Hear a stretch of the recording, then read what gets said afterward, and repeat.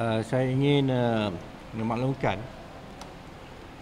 keadaan di Kampung Sijaya, Simono, Sempurna.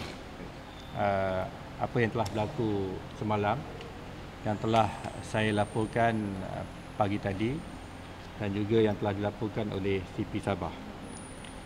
Jadi Pasukan Khidmatan Polis telah meneruskan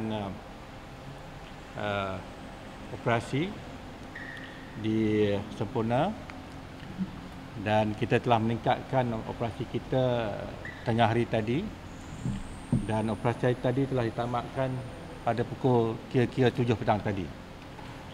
Dan saya ingin mensahkan pagi tadi saya mengatakan 5 anggota polis telah terkorban, dan selesai jam 7 petang tadi kita telah menjumpai seorang lagi mayat anggota polis. Jadi jumlahnya 6 orang. Juga kita telah menjumpai 6 mayat lagi di tempat tersebut, dan identiti 6 orang ini kita tak tahu siapa dia lagi. Kita percayai 6 orang ini ialah musuh, kumpulan yang memasuki Sempurna semalam. Sementara itu juga ahli-ahli pasukan polis yang diserang hendap itu, dan tadi kita telah dapati semuanya 19 orang. 19 orang yang berada di kawasan perumahan Kampung Sijaya, Simono, Sempurna telah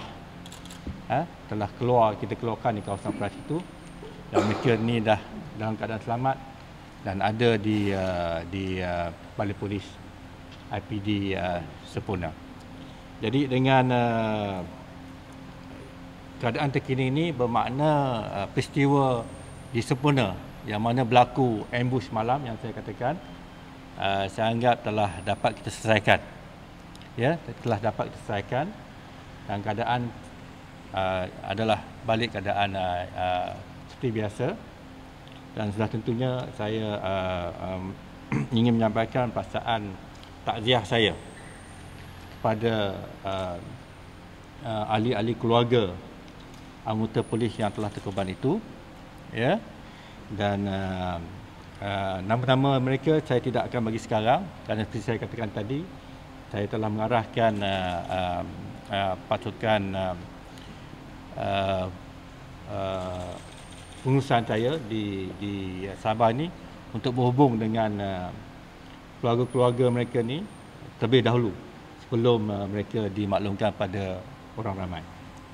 Begitu juga siasatan tim CID, tim siasatan berada di tempat kejadian untuk menyiapkan dan menjalankan siasatan, dan khususnya untuk menentukan siapakah 6 orang identiti yang dijumpai di tempat tersebut. Itulah yang dapat saya mengesahkan kedudukan terkini di Sempurna.